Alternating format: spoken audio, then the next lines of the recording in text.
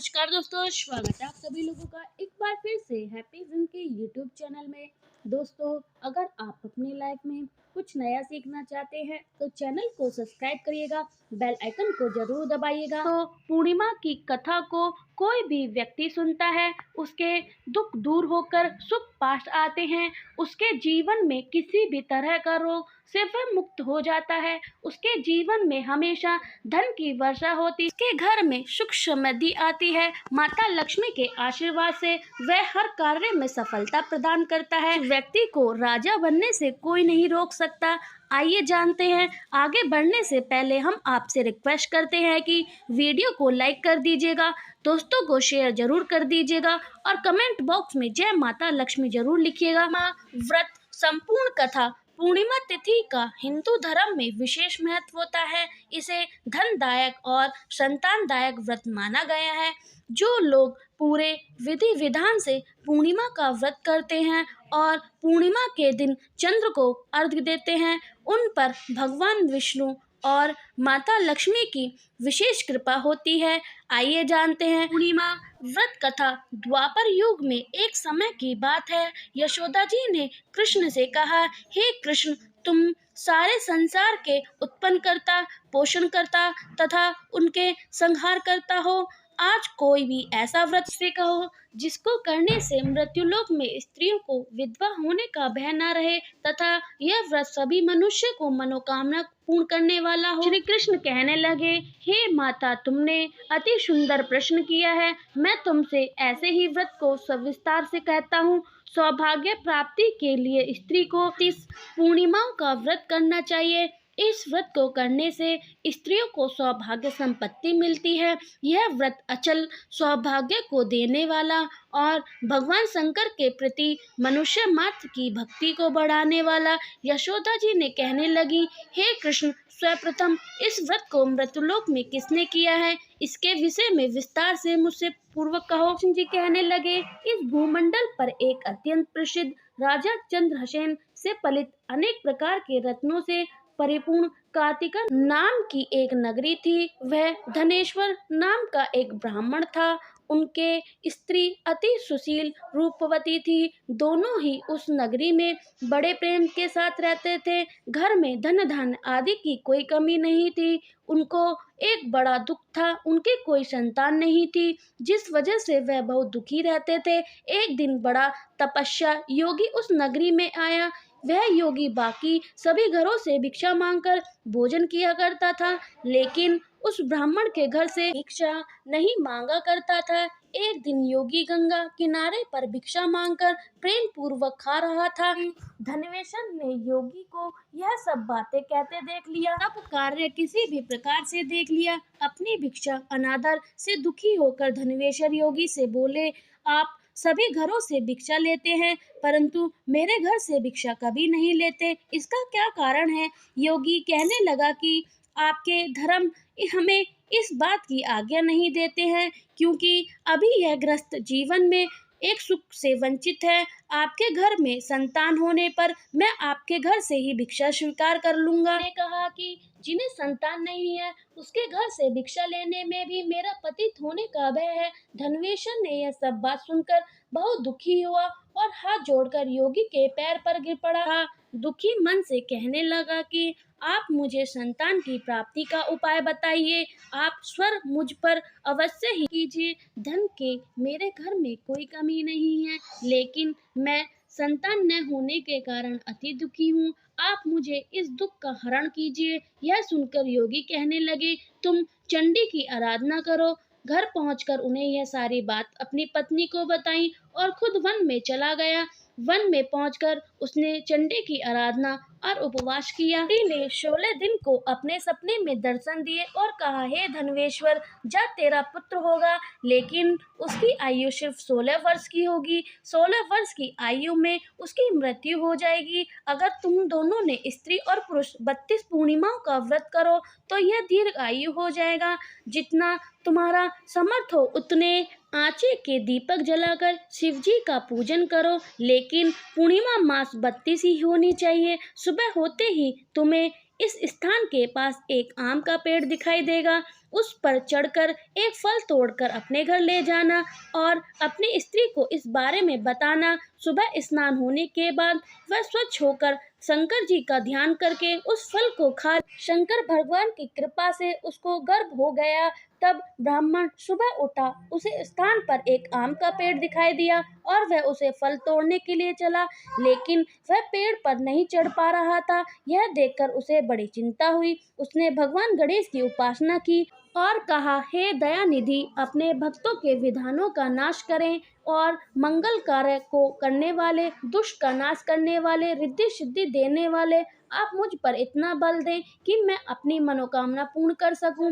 इसके बाद पेड़ से फल तोड़कर उसने अपनी पत्नी के पास पहुंचा। उसकी पत्नी ने अपने पति के कहे अनुसार इस फल को खा लिया और वह गर्भवती हो गई। देवी की कृपा से उसे बहुत सुंदर पुत्र पैदा हुआ। उसका नाम उन्होंने देवीदास रखा। माता पिता के हर्ष और शौक के साथ वह बालक बढ़ने लगा। भगवान की कृपा से बालक बहुत ही सुंदर था, सुशील और पढ़ाई लिखाई में बहुत ही निपुण था।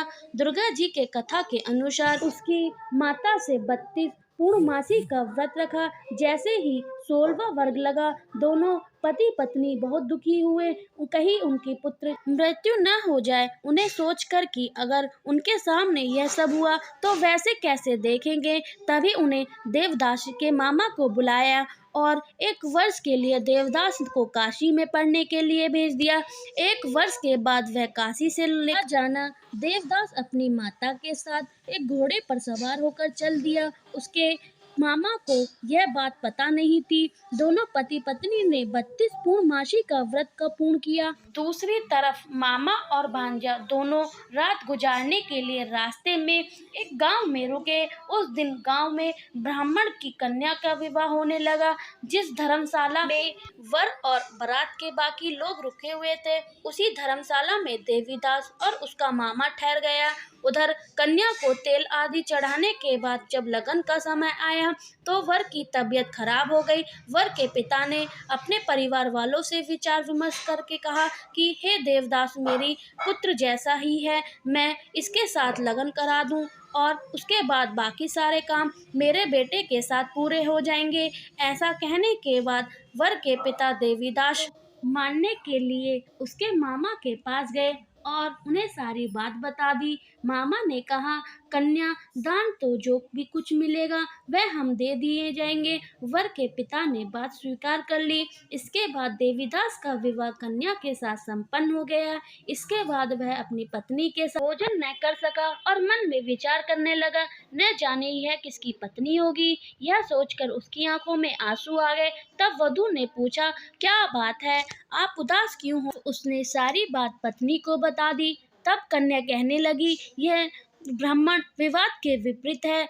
आप भी मेरे पति हैं, मैं आपकी पत्नी रहूंगी, किसी अन्य कभी नहीं हूँ। तब देवीदास ने कहा, ऐसे मत करिएगा, क्योंकि मेरी आयु बहुत कम है, मेरे बात क्या आप क्या करोगी? लेकिन उसकी पत्नी नहीं मानी और बोली, स्वामी आप भोजन कीजिए। दोनों रात में सोने के लिए चले। सुबह देवीदास ने पत्नी को 4 नांगों से जड़ी एक अंगूठी दी और रुमाल दिया और बोला, हे प्रिय, से लो और संकेत समझकर स्थित चिंतित हो जाओ। मेरे मरण और जीवन जानने के लिए एक पुष्प वाटिका बना लो, उसमें सुगंधित वाली एक नव मालिका लगा दो। उसको प्रतिदिन जल से सींचकर और आनंद के साथ खेलो कूदो। समय और जिस दिन मेरा प्राण अंत होगा उस दिन यह फूल सूख जाएंगे। जब वो एक फेर हरे हो जाएंगे तो जान लेना मैं जीवित हूँ। यह समझकर वह वहां से चल गया। उसके बाद जब वर और बाकी बारात मंडप में गए तो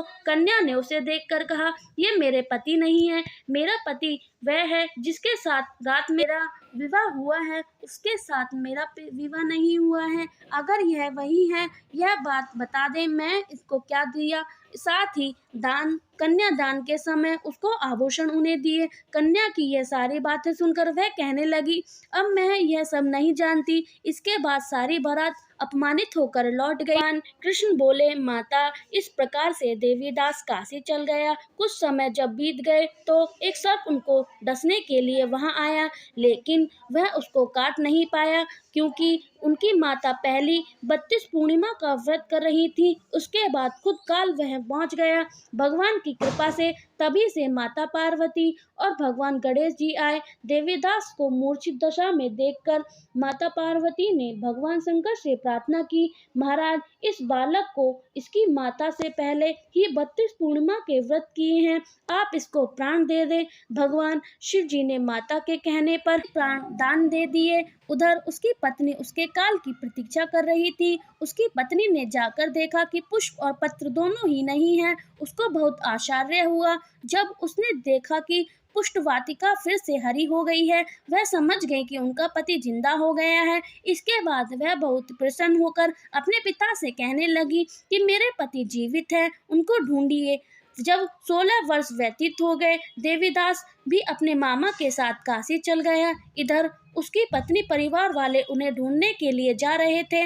उनके देखते ही देवीदास और उनके मामा उधर ही आ रहे थे। उसको देखकर उनके ससुर बहुत ही प्रसन्न हुए और उनको अपने घर ले आए। वह बहुत सारा वगैरह इकट्ठा हो गया और कन्या ने उसे पहचान लिया। देवीदास ने इसके बाद अपनी पत्नी और मामा को लेकर वहां से चल दिए। उसके बाद ससुर जी ने उसे बहुत धन दे दिया। जब वह अपने घर की तरफ चल रहा था तो उसके माता पिता को लोगों ने खबर दी कि तुम्हारा पुत्र देवीदास अपनी पत्नी और मामा के साथ आ रहा है। ऐसा समाचार सुनकर पहले तो उन्हें विश्वास नहीं हुआ, लेकिन जब देवीदास आया और उससे अपने माता पिता के पैर छुए तो देवीदास के माता पिता ने उनका माथा चूमा और दोनों को अपने सीने से लगा लिया। दोनों के साथ आने की खुशी में धनवेश्वर ने बहुत सा दान दक्षिणा ब्राह्मण को दे दी। कृष्ण जी कहने लगे कि इस तरह धनवेश्वर को 32 पूर्णिमा को व्रत के प्रभाव से संतान प्राप्त हुआ है। जो स्त्री इस व्रत को करती है